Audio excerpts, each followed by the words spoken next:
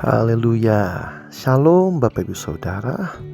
Mari kita memberi nutrisi bagi jiwa kita dengan merenungkan firman Tuhan. Saya mengajak kita melihat dalam 2 Timotius pasal 2 ayat 7. Demikian firman Tuhan. Perhatikanlah apa yang kukatakan. Tuhan akan memberi kamu pengertian dalam segala sesuatu. Saudara, Alkitab adalah firman Tuhan yang luar biasa, yang menakjubkan. Setiap orang dari latar belakang manapun, baik pendidikannya tinggi atau rendah, ekonominya mampu atau pas-pasan, dapat memahaminya. Mengapa saudara? Karena Roh Kudus yang memberikan pengertian itu.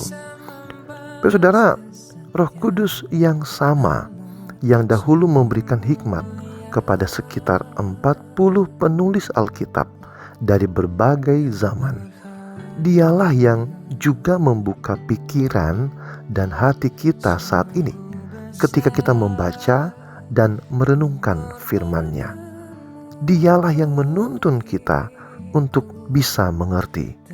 Bukan hanya sekali untuk selamanya, tetapi Roh Kudus memberikan pertumbuhan yang berkelanjutan sehingga kita semakin hari semakin dalam mengenal Tuhan.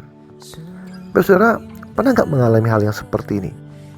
Dulu pernah mendengar suatu firman tapi tidak paham. Lalu suatu hari firman yang sama disampaikan lagi, atau saudara membacanya kembali dan tiba-tiba saudara berkata, "Oh, sekarang saya mengerti." Nah, saudara, itulah karya Roh Kudus yang sedang bekerja dalam diri saudara. Dan saya pun berkali-kali mengalaminya. Saat pertama kali percaya dan membaca Alkitab, banyak yang tidak saya mengerti. Bahkan di sekolah teologi pun proses itu terus berlanjut hingga hari ini.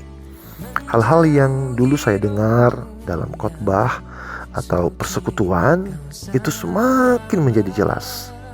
Bagian-bagian yang gelap akhirnya menjadi terang karena Roh Kudus membukakannya. Karena itu saudara, pesan Rasul Paulus, perhatikanlah dan percayalah. Saya yakin saudara, Roh Kudus akan terus menolong kita. Dia memampukan kita untuk bertumbuh menjadi semakin serupa dengan Kristus dan mengenal Tuhan lebih lagi.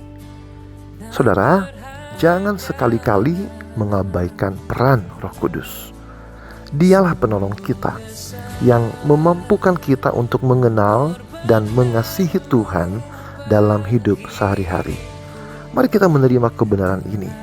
Saya berdoa kiranya saudara mengalami pertumbuhan dan kehadiran Roh Kudus yang nyata hari lepas hari, sehingga Bapak Saudara boleh mengalami Tuhan lebih dalam lagi. Tuhan Yesus memberkati. Shalom.